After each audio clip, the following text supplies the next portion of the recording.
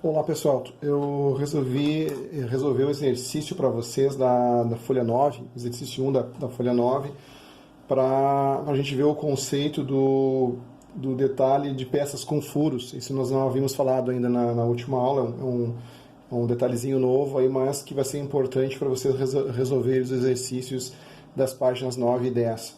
Então, como vocês podem observar nessa peça, né, o exercício 1, a gente tem um furo, né, que atravessa a peça, digamos assim, transversalmente, né? E esse furo aqui, ele aparece justamente na vista frontal da peça, tá? Poderia aparecer na vista superior, poderia aparecer na vista lateral esquerda, mas nesse caso não é na vista frontal. O que eu vou explicar aqui serve nos demais exercícios, em qualquer um dos planos onde aparecer os furos, vai servir a mesma regra, tá bom? Então, o que é importante vocês entenderem nesse exercício, eu vou recapitular, né? Vocês lembram que em aula eu comentava desse esquadro aqui, o esquadro de 30 graus, né? Então, esse esquadro aqui, quando vocês apoiam ele em cima da régua paralela, no caso aqui, quando eu estou em casa, não tem régua paralela, e a situação de vocês, eu estou usando o esquadro de 45 graus como régua paralela. Eu estou apoiando aqui e a gente observa ali, ó, que nessa posição o esquadro de 30 graus ele coincide exatamente com a aresta do desenho, né? Então, como vocês devem lembrar, nessa situação, isso significa que essa linha do desenho que está coincidindo com o esquadro, ela é uma linha isométrica, ou seja, é aquela linha que a gente pode pegar a medida dela e levar diretamente lá para o plano de projeção, né, para fazer ali as vistas, e ela vai estar na verdadeira grandeza, na dimensão correta, não tem redução, ok? Porém, quando a gente olha o furo aqui, a gente observa que isso não é um furo circular, né? Se a gente analisar bem, todo o furo, quando está em perspectiva isométrica, né, no sólido, ele se transforma numa elipse. E numa elipse só vai existir dois pontos aqui, que eu vou poder medir, né, e considerar essa medida como sendo o diâmetro desse furo, né? E aí, tendo o diâmetro, eu consigo dividir por 2, obter o raio, para poder regular o meu compasso e fazer o círculo, então, né, na vista em que aparece o furo, nesse caso, vista frontal. Lá vai ser um furo, né, um círculo, que vocês vão fazer com o compasso de vocês, ok? Mas agora, como a gente vai saber qual é a única posição nessa elipse que eu posso pegar as medidas reais do diâmetro? Porque na maior parte dela você vai ter uma medida reduzida ou uma medida ampliada, né? Porque a elipse é justamente assim, ela é um círculo achatado, né?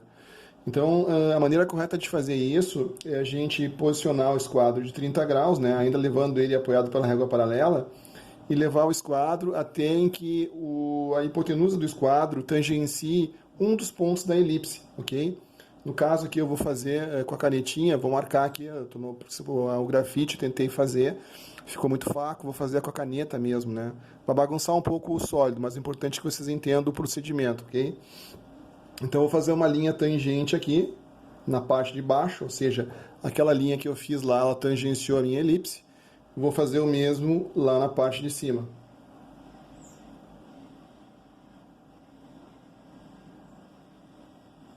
Ok? Tenho a minha linha tangente na parte de cima. O mesmo procedimento vou fazer nos quadrantes dessa elipse, né? Na parte lateral. Observe que as duas primeiras linhas eu fiz usando a hipotenusa, que era o X, o eixo X, né? Pela posição que está o esquadro. E agora eu vou usar o eixo Z para fazer a mesma coisa aqui. A tangente nesse lado da elipse e a tangente ou um ponto da elipse no outro lado. Ok? Ao final desse procedimento, vocês vão observar que o que vocês construíram ali foi exatamente um quadrado, né? Um quadrado onde a elipse está inscrita, né, dentro desse quadrado. Bom, daí vocês já devem estar, né, digamos assim, já solucionando o problema, né? Porque se nós temos um quadrado, né, se nós pegarmos a metade do lado do quadrado, né, nós vamos, né, dos quadrados ortogonais, do lado do quadrado ortogonal entre si, onde essas duas metades se cruzarem, eu vou ter o centro desse círculo e, consequentemente, é essa linha que vai me dar a medida em verdadeira grandeza. Então, eu vou fazer isso agora. Vou pegar aquele quadrado, né? Se eu tenho dúvida ainda, né, eu posso pegar a minha régua aqui e medir, né, quanto que deu o lado do quadrado. Ó, no meu caso aqui deu 20 milímetros, então vou marcar no meio, né, 10 milímetros. E vou fazer o mesmo procedimento no outro lado, né? Obviamente, se é um quadrado, não preciso nem medir, né? Vai dar os mesmos 20, né? 20, eu vou marcar 10 também. E vocês vão observar outra coisa, não é por acaso, mas a metade do lado deu exatamente no ponto de tangência, né, da elipse. Então agora eu posso pegar a minha régua, né, posso usar o de 45 para apoiar ela aqui. Vou alinhar aqui com um dos lados ali o esquadro para ficar certinho, né, para não ficar torta a minha marcação, e vou trazer para cá. Ao trazer para cá, eu vou fazer uma linha num sentido, mantenho o esquadro apoiado no esquadro de 30 graus apoiado no esquadro de 45 e já faço a outra linha, todas elas partindo da metade do lado, né? Ok? Nesse momento eu vou obter exatamente o centro do meu furo.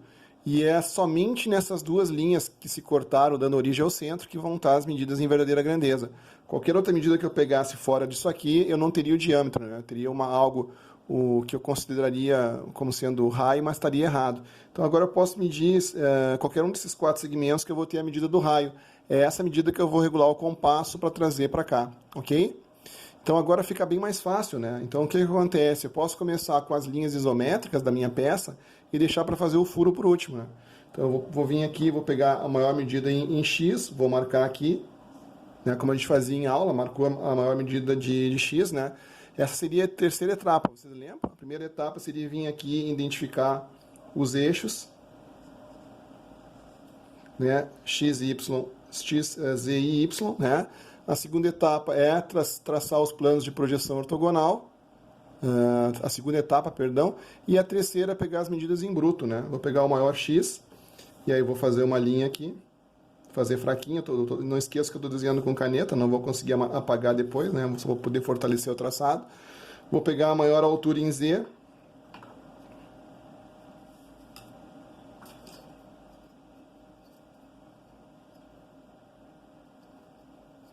trazer para cá.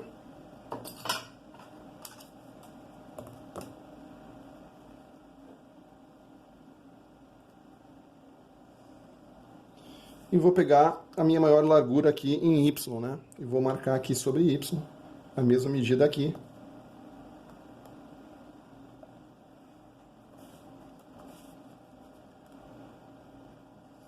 Ok? Então eu finalizei a terceira etapa. Eu tenho os 3 planos macros, né, da minha peça.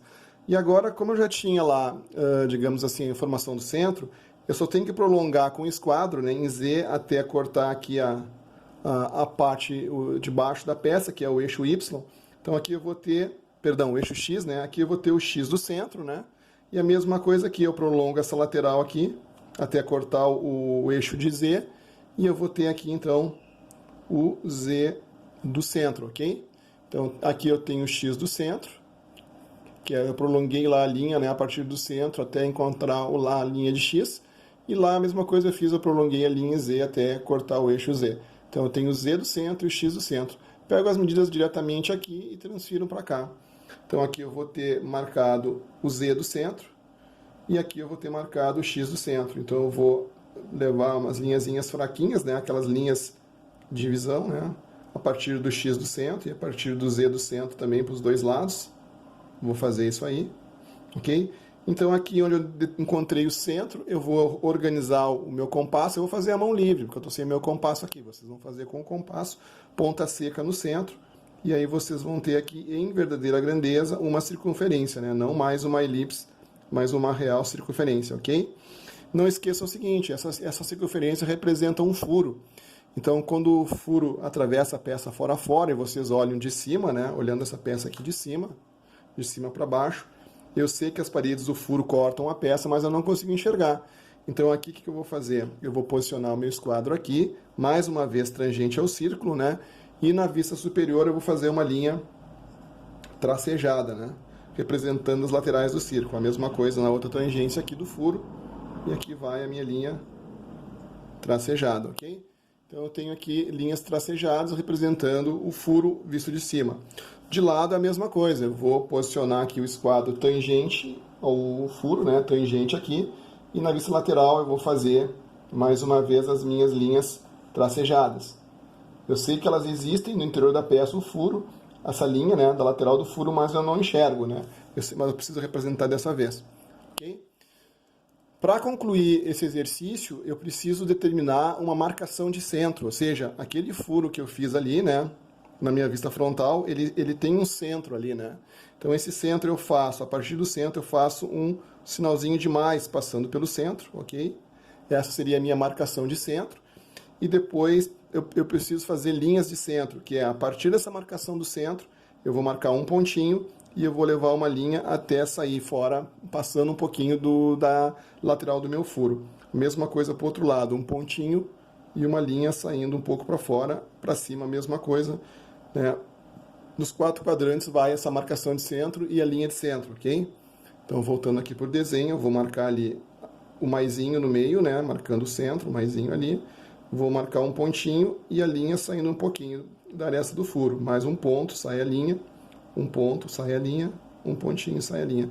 Eu tenho aqui a marcação do meu centro do furo e o prolongamento da minha linha de centro, ok?